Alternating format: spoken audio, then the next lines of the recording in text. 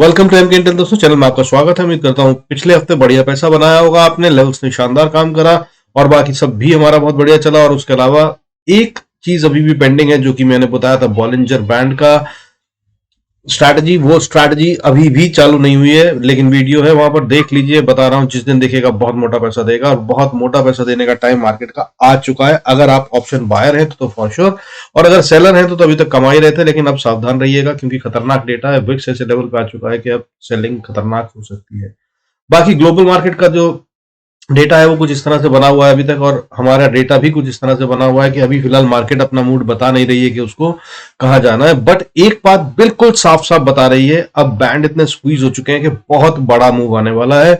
Nifty में 400-500 point का move किसी भी समय आ सकता है, और बैंक निफ्टी 2000 तक का पॉइंट 2000 पॉइंट तक का गेम कभी भी दिखा सकता है। तैयार रहिएगा। और अगर बॉलिंजर बैंड वाले वीडियो को देख लेंगे तो आप बिल्कुल मतलब ढंग से उसको कैप्चर कर पाएंगे, क्योंकि अब अगर इसको बनना है ना तो ऑलमोस्ट या तो बैंड के साथ चलकर या फिर बैंड के अपोजिट वाला ट्रैप बनाकर ही ये खेलेगी। जरूर देख लीजिएगा, लिंक डिस्क्रिप्शन में है। और बाकी नहीं तो टेलीग्राम पे आ जाइए, वहां पे तो लाइव मार्केट में बताता ही हूँ किस तरह जा रहा है, कहाँ डेटा चेंज हो रहा है और क्या गेम हो सकता है। With that let's start the video और समझते हैं डेटा को, क्या हो रहा है आने वाला टाइम मार्केट में क्या होगा। Before we start I request to go to the disclaimer, जरूरत हो तो वीडियो को पॉज कर पड़े। देखिए, अभी जो इस समय की बात करूं सिर्फ फ्राइडे की, तो फ्राइडे को गेम जो है वो कुछ ऐसे शेयरों में हुआ जो कि बहुत इंपैक्टफुल है मार्केट में। टाटा मोटर्स, एचडीएफसी बैंक, ये वो शेयर हैं जो सबसे ज्यादा कंट्रीब्यूट करते हैं निफ्टी की वैल्यूएशन में। और उसके अलावा लार्सन, भारतीय एयरटेल, और इसके अलावा अगर गिरने वाले शेयरों की बात करूं तो Adani enterprises, Reliance, ICICI bank, HCL tech, Infosys, ये थे वो शेयर जो गिरते हुए नजर आए। और आपको बता दूं रिलायंस एक बहुत क्रिटिकल लेवल पे है, 2336 पे, यानी कि 2336 पे। ये इस जगह पे है जहां से ये किसी भी तरफ चलेगा और अच्छा बड़ा मूव देगा। मैंने इसका लेवल बहुत दिन पहले आपको, अगर आप मेरे वीडियोस देखते हैं तो बताया था 2350। इसके ऊपर आकर ये रिवर्सल ले सकता है, इसकी सपोर्ट पे आकर ही ये डिसाइड करेगा कि इसे क्या करना है। और अब इसने पूरा पिछला हफ्ता ऑलमोस्ट वहीं पे गुजार दिया है और अब भी 2336-40 के आसपास ही ट्रेड कर रहा है, यानी कि ये भी स्क्वीज हो गया और ये भी बड़ा मूव देगा। और इसका असर भी गहरा होता है, मार्केट के बिग कंट्रीब्यूटर्स में से एक है। ये जिस तरफ चलता है मार्केट उस तरफ भी चल सकती है, अगर बाकी सारी मार्केट दूसरी तरफ ना चले तो। इसके अलावा आईसीआईसी बैंक, एचसीएल टेक और इन्फोसिस गिरते हुए नजर आए फ्राइडे को। और अगर बैंक्स की बात करूं तो HDFC bank, SBI, AU small finance bank, बंधन बैंक, फेडरल बैंक, ये बढ़ते हुए नजर आए। हालांकि बहुत ज्यादा बढ़त नहीं थी, but ICICI bank, IDFC bank, ICIC bank के बारे में मैंने ब्रेकडाउन के बारे में बताया था आपको, और ये अब काफी कंसोलिडेट कर चुका है। ये भी एक बड़ा मूव देने के लिए तैयार है। अब ये नीचे की तरफ होगा या ऊपर की तरफ, वो देखने की बात होगी। एसबीआई, आईसीआईसीआई बैंक और एचडीएफसी बैंक, इन पे नजर रखें, मार्केट इनसे ड्राइव होगी इस हफ्ते जो अब शुरू होने वाला है। इसके अलावा Indus bank, axis bank, bank of Baroda गिरते हुए नजर आया थोड़ा थोड़ा। ये हालांकि थोड़ा सा कंसोलिडेट कर रहे हैं, अभी फिलहाल इनमें कोई बड़ा मूव मुझे नहीं दिख रहा है, बट आ सकता है अगले ही हफ्ते। तैयार इनके लिए भी रहिएगा, गेम होना है वो बैंक निफ्टी से होगा। अब देखिए, अगर बात करते हैं दूसरे डेटा की, तो देखिए फॉरेन इंस्टीट्यूशनल इन्वेस्टर्स जो हैं उनकी अगर हम बात करें तो वो लगातार सेल कर रहे हैं। हालांकि बीच में एक दिन छोटी सी बाइंग भी दिखाई थी इन्होंने, बट सेलर ही बने हुए हैं, लेकिन इनकी सेलिंग काफी कम कर दी है इन्होंने। जैसे कि थर्सडे को इन्होंने सेलिंग करी थी 144 करोड़ की, और फ्राइडे को इन्होंने सेलिंग करी है 291 करोड़ की, जो कि अमूमन चल रही थी 1800-1500 करोड़ रोज के हिसाब से। और डीआईएस जिन्होंने एक दिन बीच में थर्सडे को सेल कर दिया था, शायद वो एक्सपायरी की मैनेजमेंट थी, उसके अलावा लगातार बाइंग में है, इसमें कोई शक नहीं है। अभी नहीं, इस पूरे हफ्ते, पिछले महीने, और उससे पहले पिछला साल, और उससे भी पहले पिछला साल 2021 से लगातार बाइंग कर रहे हैं। इन्होंने फ्राइडे को खरीदा 1458 करोड़ का, और अगर फरवरी मंथ की बात करूं तो इन्होंने 7163 करोड़ एफआईआईज ने बेच दिया है अभी तक, और डीआईएस, डोमेस्टिक इंस्टीट्यूशनल इन्वेस्टर ने 8202 करोड़ तक का माल खरीद दिया अभी तक।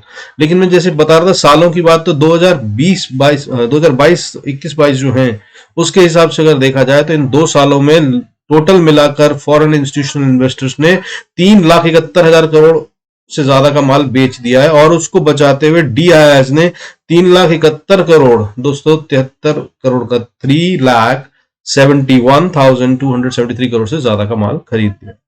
ये है 2 साल की कहानी। और अभी भी DIIS domestic institutional investor 3,71,000 crore से ज्यादा का माल खरीदने के बाद खरीद रहे हैं, इसमें कोई शक नहीं है। इसका मतलब मार्केट में इतना पैसा लगाने के बाद भी वो मार्केट को गिरने नहीं देंगे। इसलिए मैं बार बार बता रहा हूं कि लॉन्ग टर्म में तो हमारी मार्केट बहुत अच्छे से करने वाली है, इसमें कोई शक नहीं है। और आने वाला समय खासतौर पर मार्च के बाद और या मार्च से बहुत अच्छा समय होगा मार्केट के लिए, ऐसा दिख रहा है जिस तरह का टाइम साइकिल है। फिलहाल मार्केट में अगर डायरेक्शन नीचे की तरफ दिखा रही है और गिरती हुई नजर आ सकती है, इसलिए इस डेटा पे भी जरूर नजर बनाए रखिएगा। और इसके अलावा डॉलर और वॉलेटिलिटी इंडेक्स ड्राइव करेंगे। अगर आपको पैसा बनाना है मार्केट पे तो इन तीन चीजों पर लगातार नजर रखिएगा। और अगर आगे की बात करूं बाकी की चीजें क्या कह रही है, तो देखिए वॉलेटिलिटी इंडेक्स फ्राइडे को क्लोज हुआ है 12.75 पे, जो कि बहुत ही लोअर लेवल है और ये कभी भी बढ़ना शुरू कर सकता है। और जैसे ये बढ़ेगा, अभी जो सस्ती सस्ती ऑप्शंस मिल रही हैं वो सब बढ़ना शुरू हो जाएंगी। और अगर सेलर हैं आप, तो मार्केट अगर साइडवेज भी रही तो भी नुकसान में आएंगे, इसलिए सावधान रहिएगा। और ऑप्शन बायर हैं तो सावधानी से, अगर आपने राइट एंड प्राइस पे एंट्री करी तो ऑप्शंस अच्छा पैसा देंगी आने वाले हफ्ते में, तो नजर बनाए रखिएगा। बहुत अच्छा टाइम हो सकता है, बहुत मोटा पैसा कमा सकता है। और कहीं मार्केट ट्रेंडिंग हो गई जिसके कि बहुत ज्यादा आसार है, चांसेस आर के बहुत जल्दी ब्लास्ट होगा। बहुत जल्दी क्या मतलब, मंडे से ही हो सकता है। और मंडे नहीं हुआ तो ट्यूसडे को फाइनेंशियल निफ्टी की एक्सपायरी है और उसके तहत में जरूर एक बड़ा मूव मैं एक्सपेक्ट कर रहा हूं। और वो बड़ा मूव अगर आता है तो आप समझ लीजिए कि शायद एक ही दिन के अंदर निफ्टी 200-300 पॉइंट और बैंक निफ्टी 1000, 1200, 1500, 2000 पॉइंट तक का गेम दे सकता है। Be ready for that. जहां तक मैं देख पा रहा हूं, जो मैं समझ पा रहा हूं डेटा को, उसके हिसाब से ये है कि इतनी रेंज स्क्वीज हो गई है निफ्टी और बैंक निफ्टी दोनों में कि अब ये इस रेंज में तो नहीं ट्रेवल कर सकता बहुत देर तक, क्योंकि जितनी देर तक ये उस रेंज में ट्रेवल करता है उतना ही ये और स्क्वीज हो जाता है और price can not stay in that short range for long. क्योंकि अगर ऐसा चलता है तो फिर कोई भी पैसा नहीं बनाता है, और आपको और मेरे को, रिटेल को कोई बनाने दे ना दे स्मार्ट मनी, तो इतनी देर तक नहीं बैठता है। So be ready, be prepared, I am telling you, बहुत बढ़िया वाला मूव आने वाला है। और अगर वो मंडे को नहीं आया तो ट्यूसडे को बहुत ज्यादा चांसेस है कि आएंगे। लेकिन ओवरऑल मैं इतना बता दूं कि इस हफ्ते जो अब शुरू होने वाला है, इसमें तो डेफिनेटली आता हुआ नजर ही आ रहा है। यानी कि हमारा जो 13 तारीख से हफ्ता शुरू होगा, 13 फरवरी से, वो बढ़िया मूव देने वाला है। अब अगर बात करने की स्थिति क्या है निफ्टी और बैंक निफ्टी की, तो निफ्टी इस समय पे क्लोज हुआ है 17,856 पे और बैंक निफ्टी क्लोज हुआ है हमारा 41,559 पर। ये बहुत ही क्रिटिकल और क्रूशियल पॉइंट है। हालांकि अगर हम बात करें कि हमने पिछला हफ्ता कहां शुरू करा था, तो बहुत ज्यादा दूर नहीं थे। हम पिछले मंडे को 17,764 पे क्लोज हुए थे निफ्टी में। आज हम 17,856 पे क्लोज हुए हैं। और अगर इस पूरे हफ्ते की बात करूं तो हमने करीब 200 पॉइंट, 190 पॉइंट गेन किया है लास्ट वीक में। हालांकि ये दिखा नहीं है, आई एम श्योर आप लोगों को महसूस नहीं हुआ होगा, क्योंकि ये इस तरह से हुआ कि हम ऊपर जाते थे तो नीचे, नीचे आते थे तो ऊपर, और ये खेल था। इसीलिए इसी को कहते हैं ट्रैपिंग। इस तरह से कि किसी को समझने नहीं दिया गया कि मार्केट ऊपर जाना चाहती है कि नीचे। और अगर इस पूरे गेम को देखा जाए पिछले हफ्ते के, तो ये बता रहा है कि मार्केट में स्ट्रेंथ है, क्योंकि पिछले हफ्ते में हम 200 पॉइंट के करीब बढ़ चुके हैं, जो कि किसी को समझ में नहीं आया। लेकिन डेटा, ऑप्शन चेन और बाकी सब चीजें ऐसी बनी हुई हैं कि चांसेस आर के नेगेटिव हो, जिसमें बाकी सब चीजों का मतलब ऑप्शन चेन के अलावा क्रूड ऑयल की बात करूं, डॉलर की बात करूं या ग्लोबल मार्केट्स की बात करूं, तो वो सब कुछ इस तरह की साइंस दे रही है। अब अगर बात करें देखिए टोटालिटी में, इसके अलावा सेक्टर वाइज की, तो सेक्टर वाइज भी रोजाना इस तरह से खेल रहे थे कि एक दिन तो बराबर बढ़ जाते थे। जैसे कि मान लीजिए 10 सेक्टर है तो 5 बढ़ते हुए नजर आते थे और 5 गिरते हुए नजर आते थे। लेकिन अगले दिन 10 के 10 सेक्टर बढ़ते थे और उससे अगले दिन 10 के 10 सेक्टर गिरते थे। इस तरह से काम हो रहा था। हालांकि बीच में स्मॉल कैप और मिड कैप में भी ऐसा बहुत बार हुआ कि नीचे गिरने लग गए सारे के सारे शेयर और काफी कम गिनती हो गई थी बढ़ने वाले शेयरों की, लेकिन फिर उसके बाद अगले दिन बढ़ जाते थे। और इस तरह से ये बात करें तो ये ट्रैपिंग होती है। इसको कहते हैं जो शिफ्ट ओवर ऑफ सेक्टर्स होता है, सेक्टोरल शिफ्ट ओवर कहते हैं इसको। तो वो सेक्टोरल शिफ्ट हो रहे थे और अब वो हो चुके हैं। एक हफ्ता इज वेरी गुड टाइम। और स्पेशली उसके बाद हमारा फरवरी मंथ आ गया। मार्च तक हमारे म्यूचुअल फंड्स और जितने भी फंड हाउसेज और जितने भी डोमेस्टिक इंस्टीट्यूशनल इन्वेस्टर हैं, इनको अपने बैलेंस शीट्स को बराबर करते हुए बहुत कुछ है जो करना होता है, जो इनकी मजबूरी होती है। जो पैसा इन्होंने रोक रखा हो वो भी इन्हें लगाना होता है, टारगेट्स होते हैं उसके हिसाब से, कंपल्शन भी होती है सेबी रूल्स के अनुसार। तो वो सब इनको करते हुए नजर आएंगे आपको अभी इसी हफ्ते या अगले पूरे महीने। ये लगातार हो सकता है। So be prepared. ये आने वाला हफ्ता और आने वाले 1.5 महीना मार्च के एंड तक बहुत ही मजेदार होने वाले हैं। अगर आप सही एंट्री लेंगे तो बहुत पैसा बनेगा। अब अगर बात करें देखिए शेयरों की, तो फिलहाल थर्सडे की बात करें, फ्राइडे की बात करें तो जेबीएम ऑटो 10% से ज्यादा बढ़ता हुआ नजर आया। इंडिको रेमेडीज 9.84% बढ़ता है। कैंपस एक्टिव भी 6.5% बढ़ा। और अगर बात करूं गिरने वाले शेयरों की तो 197 7.85% गिरता हुआ नजर आया। और हालांकि आपको बता दूं ये 197 जो है पिछले हफ्ते का टॉप गेनर है। अगर वीकली डेटा देखें तो वीकली बेसिस पे 197 ने लगभग 24% का गेन किया है 24% का। उसमें से फ्राइडे को ये 7.85% लूज करता हुआ नजर आया और रेड में बंद हुआ। इसके अलावा एलयूसी इंडस्ट्रीज और उसके अलावा फाइन ऑर्गेनिक्स भी गिरते हुए नजर आए 5% से ज्यादा। और उसके अलावा गारवेयर टेक्नोलॉजीज भी 5%, 5.43% गिरता हुआ नजर आया।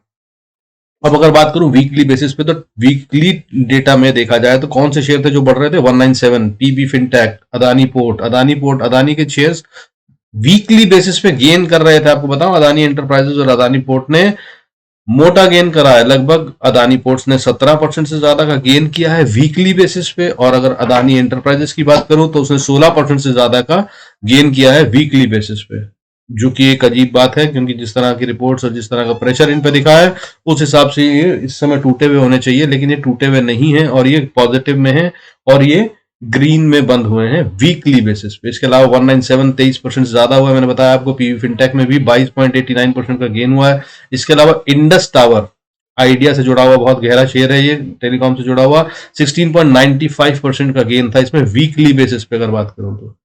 वोडाफोन भी 14.60% गेन कर कर 7 रुपए 85 पैसे पे, हालांकि अपने 52 वीक लो के आसपास ही ट्रेड करा अभी भी, बट फिर भी अच्छा खासा 15% के करीब का गेन था। और अगर लूजर्स की बात करूं वीकली बेसिस पे तो पिछले हफ्ते के मुकाबले इस बार जो लॉस था वो अदानी टोटल गैस और अदानी ग्रीन में बड़ा दिखाई दिया, जो कि 22% से ज्यादा का है। दोनों में 22.60% से ऊपर का लॉस है वीकली बेसिस पे। इसके अलावा अगर अदानी ट्रांस की बात करूं तो उसने भी 15% से ज्यादा का लूज करा है वीकली बेसिस पे। हालांकि मजबूती से देखने वाले शेयर जो बिना किसी समस्या के गिरते हुए नजर आए वो थे टाटा टेली सर्विस, जिसमें कि 14% से ज्यादा का लॉस है। और राजेश एक्सपोर्ट भी 9.68% गिरता हुआ नजर आया। और टाटा स्टील जैसे मजबूत शेयर में भी 9.60% की गिरावट देखी। इसलिए ये सारा डेटा ये कह रहा है कि गेम कुछ इस तरह का है कि आदमी को दिखने नहीं दिया गया, और जो दिख रहा है वो ऐसा नहीं है कि आप इसका कंक्लूजन कर कर बाहर निकल सके। हालांकि मैं आपको बार बार बता रहा हूँ ऑटो सेक्टर में मारुति पे नजर रखिए, बहुत अच्छा शेयर मिल रहा है, बहुत अच्छी प्राइस पे है। और LIC अभी 600-611 के आसपास मिल रहा है, इसको भी बाय कर लीजिए। ये मल्टी बैगर शेयर हो सकते हैं, आने वाले समय में बहुत अच्छा बेनिफिट देंगे, कोई डाउट नहीं है इसमें। और मैंने इनको पहले भी रिकमेंड कर रखा है, उस प्राइस से भी ऊपर चल रहे हैं। LIC को मैं 580 से रिकमेंड करता आ रहा हूँ। और मारुति तो खैर यार मैं 6000 जब आया था कोरोना के टाइम पे, जब गिरा था 3000, 4000, 5000, 6000, 8000, 10,000 पे भी सस्ता शेयर है, जब मिल जाए खरीद लीजिए, बहुत फायदा देगा। और उसके अलावा थोड़ी थोड़ी बैंक शुरू कर सकते हैं। वो कौन से एरियाज हो सकते हैं? वो HDFC बैंक, HDFC जैसे शेयरों को खरीदना आप शुरू कर सकते हैं। बजाज फाइनेंस अच्छा मजबूत दिख रहा है, इसके अंदर एक अच्छी बढ़त नजर आ रही है।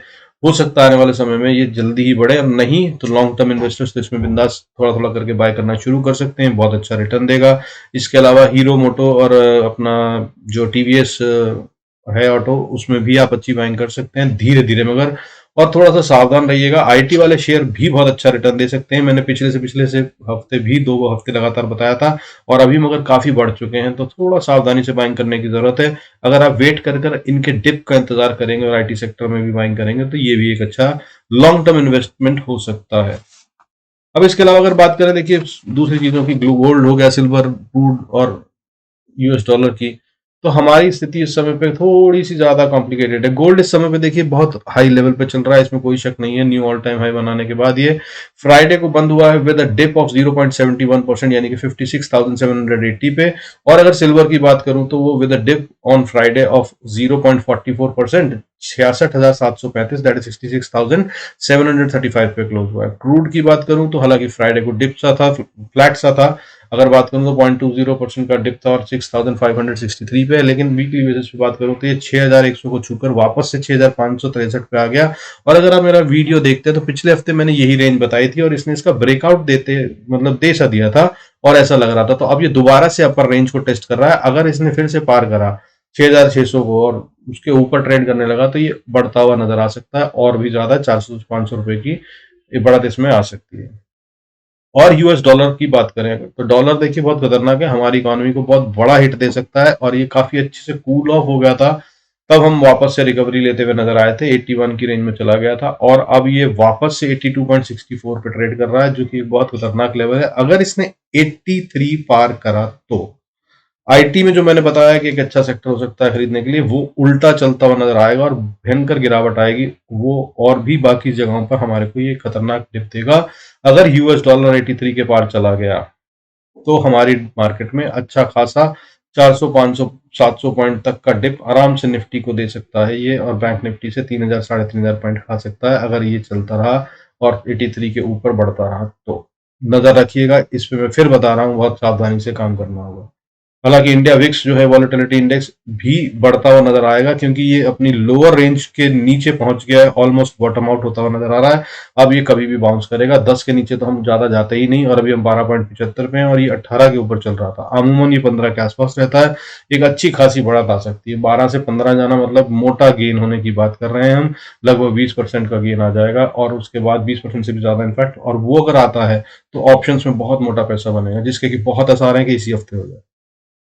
अब इसके अलावा की अगर हम बात करें तो देखिए रेंज होती है, उस रेंज की अगर बात करूं तो वीकली रेंज के अंदर में मैं अब आपको छोटी रेंज बता रहा हूं, क्योंकि इससे बाहर नहीं निकला तो ये हो सकता है कि साइडवेज रहे और कंसोलिडेट करता हुआ, लेकिन अगर इससे बाहर निकला तो फिर बिंदास जिस डायरेक्शन में निकले उसको पकड़ लीजिएगा। रेंज क्या है बैंक निफ्टी के लिए, क्रिटिकल पॉइंट बिल्कुल जहां हम बैठे हैं वही है, अभी 41,559 पे बैठे हैं, और 41,500 बहुत क्रिटिकल लेवल है। इसके नीचे जाएगा तो सेल करने की कोशिश करिएगा, और ऊपर जाएगा तो बाय करने की कोशिश करिएगा, ये स्थिति है। लेकिन ऊपर में 42,000 एक बहुत स्टिफ और मजबूत रेजिस्टेंस है, इसको ये पार करता हुआ नजर नहीं आ रहा है, लेकिन जिस तरह का डेटा बना है, और ये वीकली वीडियो है इसलिए इसके अंदर में आप नजर रखिएगा कि अगर ये 42,000 के ऊपर ट्रेड करने लगता है, क्लोजिंग देने लगता है, तो ये फिर और ऊपर जाएगा, और फिर जैसे मैंने बताया 2,500 पॉइंट तक का गेन दिखा सकता है, उस पर नजर रखिएगा। अगर निफ्टी की बात करें तो हम 17,970 इज द क्रिटिकल लेवल ऊपर की तरफ में, जहां बहुत स्ट्रॉन्ग रेजिस्टेंस फेस करता नजर आएगा, और नीचे की बात करूं तो 820 को, जिससे बाहर निकलेगा नहीं। हालांकि वीकली रेंज की बात करूं तो 17,250 से 240 की बनती है, 18,240 की, यानी कि ऊपर की तरफ में 18,240 पे बहुत स्ट्रॉन्ग रेजिस्टेंस है, इसको भी तोड़ता नजर नहीं आ रहा, और नीचे की बात करूं तो 17,250 से नीचे जाता हुआ नजर नहीं आ रहा, लेकिन इसको भी ये ब्रेकआउट कर सकता है, हो सकता है जिस तरह का मूव मैं बता रहा हूँ डॉलर में अगर आया तो वो इसके नीचे की तरफ में भी जा सकता है, और जिस तरह की स्ट्रेंथ बनती नजर आ रही है, क्योंकि मार्केट को गिरना हो तो बहुत तेजी से फॉल होता है, इतनी देर रुकती नहीं है, तो ये 18,240 के ऊपर अगर क्लोजिंग देने लग जाए तो आप इसके अंदर में बाइंग पोजिशनल में भी जा सकते हैं। हाउएवर क्रिटिकल लेवल जो है जिसके आसपास घूमता हुआ नजर आ सकता है वो है 17,850, जिसपे ये क्लोज ही हुआ है, जैसे कि बैंक निफ्टी भी अपनी उसी रेंज में। तो ये डिसाइड करने वाले हैं, इतनी नजदीक में बैठे, मंडे को बहुत उम्मीद है कि ये क्लियर हो जाएगा, और अगर नहीं हुआ तो ट्यूसडे को फाइनेंशियल निफ्टी की एक्सपायरी के अंदर ये क्लियर बता देगा। बाकी ब्रॉड लेवल पे लेवल्स बताऊंगा कहां कहां पे क्या क्या हो सकता है, उनको चार्ट पे देख लेते हैं। Before we go there I request to go through the disclaimer as per the SEBI norms, जरूरत हो तो वीडियो को पॉज कर पढ़े।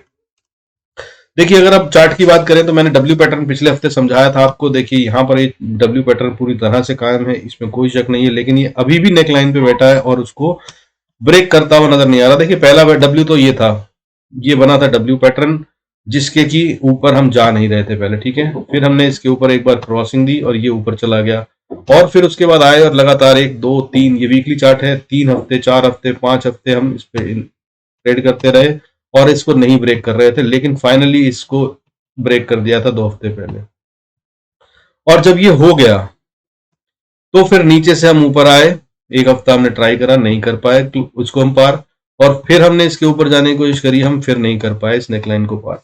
अब अगर इस नेकलाइन के ऊपर जाता है तो ये बहुत अच्छे से ऊपर जाने की कोशिश कर सकता है, लेकिन नहीं तो ये रेजिस्टेंस है बहुत ही स्ट्रांग, इसको पार नहीं करेगा। अगर आप वैसे देखना चाहें तो देखिए एक बार यहाँ पर आए, दूसरी बार आए, तीसरी बार आए, फिर चौथी बार आए, फिर उसके बाद लगातार 3 हफ्ते हम 4 हफ्ते 5 हफ्ते यहीं पे रहे, और उसके बाद ये नीचे आए, तो ये इंपॉर्टेंट लेवल है, बहुत ही इंपॉर्टेंट लेवल है, और अगर हम इसको ठीक से पार कर पाते हैं, दैट इज 17,856, जो कि मैंने वहां भी बताया 850 का लेवल, तो मतलब हम ऊपर की तरफ हैं, फिर ये सपोर्ट का काम करेगी और बहुत अच्छे से काम करेगी।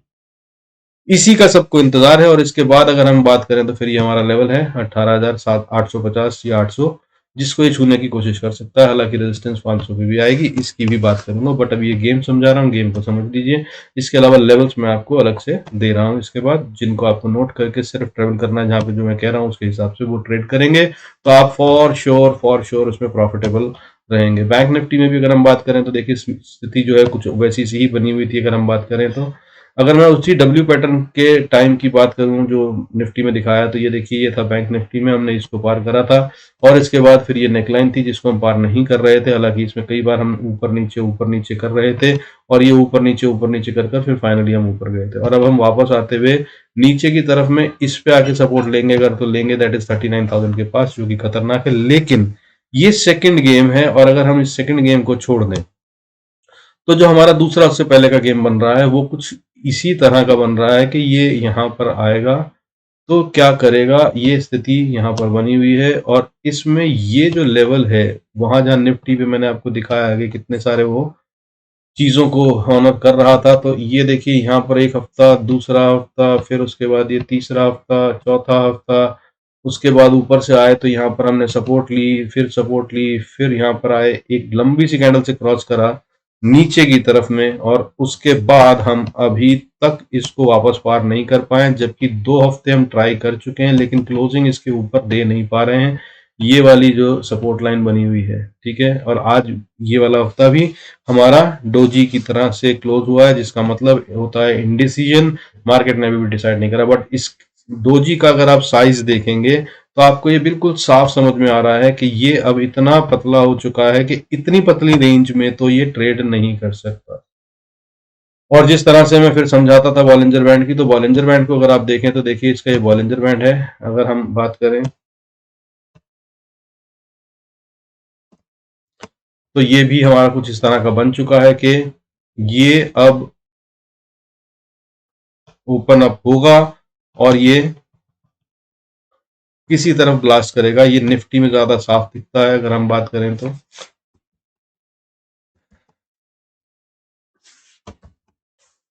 निफ्टी के चार्ट में हमें ये बहुत क्लीन दिखता है कि कितना स्क्वीज हो चुका है। अगर मैं इसको बात करूं छोटे लेवल पे बात करके देखिएगा चार्ट को, तो ये कुछ इस तरह से बैंड जो है वो स्क्वीज हो चुका है, अगर आप इसको देख पा रहे हैं। हालांकि ये इस तरह से इसमें चल सकता है, अगर हम कहें कि ये क्या इसको ब्लास्ट कर देगा, ऐसा अभी तक कोई साइन नहीं कर रहा है। लेकिन ये रेंज इतनी छोटी हो गई है, इसके अंदर में ज्यादा देर तक मार्केट नहीं रहती है, और ये बाहर निकलेगा ही निकलेगा। बैंक निफ्टी में भी कुछ ऐसा ही सीन बना हुआ है, और ये देखिए ये काफी टाइम से पतला बैंड हुआ है, और इससे बाहर निकलना है इसको। इस रेंज को तोड़कर ये एक ब्लास्ट तो देगा देगा, और जैसे ये देगा फिर वो मूव बड़ा होगा। जितना लंबा बैंड स्क्वीज्ड रहता है उतना बड़ा बाहर को मूव आता है, ये बात याद रखिएगा। और अब ये तैयार है, और अगर इसने ब्लास्ट दिया तो ये बहुत दूर तक जाता हुआ नजर आएगा। आइए अब लेवल्स नोट कर लीजिए, सीधा आपको जो काम आएंगे एंट्री और एग्जिट के लिए। तो अगर निफ्टी 50 की बात करें तो सबसे पहली रेजिस्टेंस 17,899 या 900 मान लीजिए, 900 को पार करता नजर नहीं आएगा। और ये सारी स्ट्रॉन्ग और स्टिफ रेजिस्टेंस है, वीकली वीडियो है, उस हिसाब से नोट कर लीजिएगा। और उसके बाद अगर ऊपर जाए तो 17,936, उसके बाद 17,974, दैट इज 17,974 यानी कि, और उसके बाद 18,000 से 18,030 का एरिया बहुत क्रिटिकल एरिया है। इनको ये पार करता नजर नहीं आ रहा है निफ्टी अभी फिलहाल। हालांकि इसको पार कर ले तो एक कंसोलिडेशन एरिया बनता है, जहां पे निफ्टी जरूर अगर ऊपर की तरफ आता है तो टाइम बिताकर थोड़ा कंसोलिडेशन करेगा और फिर ऊपर जाएगा। वो एरिया है 18,145 से 120 के बीच का, 117 से 145 का एरिया, जिसमें निफ्टी अपनी तैयारी करेगा और उसके बाद ऊपर जाएगा। और उसके बाद एक स्ट्रॉन्ग और स्टिफ रेजिस्टेंस जो आती हुई नजर आएगी इस हफ्ते के अंदर में, वो आपको नजर आएगी 18,200 के आसपास, 18,200 से 260 का एरिया। ये एरिया को पार करना निफ्टी के लिए अभी भी आसान नहीं होगा। इसको अगर पार करना है तो बहुत पैसा लगेगा, और अगर ये पैसा लग गया और इसके ऊपर क्लोजिंग आनी शुरू हो गई, 2 दिन भी क्लोजिंग आ गई, तो फिर बहुत बड़ा मूव आएगा। ये मैं कई बार कई वीकली वीडियोस में बता चुका हूं। इस लेवल पे नजर रखिएगा। इसके पार गया तो सीधा 18,437 का अगला लेवल, उसके बाद 18,500 साइकोलॉजिकल, और उसके बाद 18,612, और उसके बाद 18,800 और 900 के लेवल और 19,000 के लेवल खुलते हुए नजर आएंगे। कभी भी हम वहां की तरफ बढ़ सकते हैं अगर ऊपर जाते हैं। और नीचे की तरफ में अगर हम बात करें तो सबसे पहले छोटी सी सपोर्ट 17,800 के आसपास आती है, 800 815 के आसपास। इसको अगर पार कर ये नीचे ट्रेड करता है तो ये गिरता हुआ नजर आ सकता है। और अगर ये गिरा तो फिर 17,767 पे एक छोटी सपोर्ट, उसके बाद 17,720 पे एक छोटी और सपोर्ट, और इंपॉर्टेंट सपोर्ट उसके बाद 17,652 650। इसको इसे नहीं तोड़ना चाहिए निफ्टी को, यानी कि इसके बीच में, तब तक हम इसे रेंज ही में मानते हुए यही सोचेंगे कि अभी और कंसोलिडेशन या डिस्ट्रीब्यूशन हो रहा है। लेकिन 17,650 के नीचे अगर क्लोजिंग देने शुरू करता है तो ये बढ़िया से नीचे जाने की कोशिश कर रहा है। हालांकि फ्लिक मार के नीचे 17,600 तक कभी भी जा सकता है, और इसके नीचे क्लोजिंग मिलती है तो फिर हम 17,500 सिर्फ एक साइकोलॉजिकल लेवल रह जाएगा। इसको पार करके फिर 17,447 एक इंपॉर्टेंट लेवल होगा, और उसके बाद फिर छोटी सी सपोर्ट 17,394 और 17,294 से 280 के बीच में, 290 के बीच में उठता नजर आ सकता है। लेकिन यहां भी अगर नहीं रुका तो फिर जो बता रहा हूं देख लीजिएगा उस समय पे, खास तौर पे अगर डॉलर भी 83 के नीचे हो तो बहुत, 83 के ऊपर हो तो और बहुत बड़ा गहराता हुआ डिप आता हुआ नजर आएगा। लेवल्स उसके बाद होंगे 17,145, 16,968, 16,808 और 16,500 और 16,300 तक के लेवल्स हमें आने वाले समय में दिख सकते हैं निफ्टी में, और वो एक खतरनाक समय होगा, ना आए तो अच्छा है। बट अगर मार्केट चली तो ये सारे लेवल दिख जाएंगे इसी हफ्ते। बाकी रही बात मंडे को, तो मंडे को इन्हीं रेंज में से ऊपर के जो क्लोज वाले लेवल्स हैं उनको देख लीजिएगा। बाकी जो नई रेंज बनेंगी लोकल में या छोटे टाइम पीरियड पे वो मंडे के वीडियो में मैं बताता रहूंगा। और बाकी इन्वेस्टमेंट के लिए जैसे मैंने बताया LIC को और ICICI बैंक, HDFC बैंक और कुछ और शेयर्स की बात करी, उनको जरूर देख लीजिएगा। आप उनमें छोटी छोटी बाइंग कर सकते हैं। IT एक ट्रिकी एरिया है, डॉलर के साथ कन्वर्ट होता है, उसको भी नोट कर लीजिएगा। बाकी भूलिएगा नहीं टेलीग्राम चैनल पे ज्वाइन करना। लाइव मार्केट में साफ बताता हूँ बिल्कुल क्लियरली और बहुत आराम से और बहुत पहले बताता हूँ कि कहाँ पे डेटा चेंज होने वाला है और किस तरह के ट्रेड में नहीं रहना चाहिए, कब पुट से बाहर निकल जाओ, कब कॉल से बाहर निकल जाओ, या कौन सा नया लेवल आ रहा है, या डेटा में बायर्स हैवी है या सेलर्स, वो सब क्लीन मिलता है Telegram channel MKintel peaceful earnings, उसको ज्वाइन कर लीजिएगा। लिंक डिस्क्रिप्शन में है। और उसके अलावा फिर से बोलूंगा boss, the best way to make money in stock market is by learning. बहुत सारे लर्निंग वीडियोस दे रहा हूं जो कि पेड कोर्सेज हैं, उनको अभी फिलहाल के लिए फ्री करा गया है। यूज देम, फायदा उठाइए और सीख लीजिए। सीखने के अलावा कोई और बेहतर रास्ता हो नहीं सकता कभी भी। और खास तौर पे बॉलिंजर बैंड वाला तैयार रहिएगा, मैं बता रहा हूं वो कभी भी किसी भी दिन काम आएगा। और 10,000 रुपए से सीधा 20,000 रुपए बनते हैं, यानी कि एक ऑप्शन भी अगर आपने खरीदी तो एक ऑप्शन से 20,000 रुपए आप कमा सकते हैं। कहाँ पे एंट्री करनी होती है और कहाँ पे टारगेट 1 टारगेट 2 और कब तक राइड करना होता है और क्या करना होता है, सब कुछ समझाया है, वो देखना तो बिल्कुल मत भूलिएगा। और उसके अलावा psychology is the most important part. आपको कितना भी ज्ञान हो, कितने भी टेक्निकल्स और कितने भी इंडिकेटर्स आप जानते हो, अगर आपकी साइकोलॉजी बढ़िया नहीं है तो फिर मुश्किल होती है कमाई। तो खास तौर पे साइकोलॉजी पे जो वीडियो दिया है वो, और उसके अलावा उसमें और भी वीडियो दिए हैं जिनमें साइकोलॉजी समझाई है, चार्ट रीडिंग वाले में भी साइकोलॉजी समझाई है। उस पर जरूर जरूर काम कर लीजिए अगर आप प्रॉफिटेबल होना चाहते हैं, तो वो तो मस्ट है, पहला रास्ता है। और इस तरह की भाषा में शायद कोई नहीं समझाएगा जिस तरह से मैंने समझाया है। और अगर आपको अच्छा लगता है मेरा वीडियो देखना तो यकीन मानिए आपके वो बहुत काम आएगा। जरूर डू वॉच देम, लिंक उन सबके मैं डिस्क्रिप्शन में डाल दूंगा। With this I conclude this weekly video. Thank you so much. Stay connected. God bless us all. See you in next video.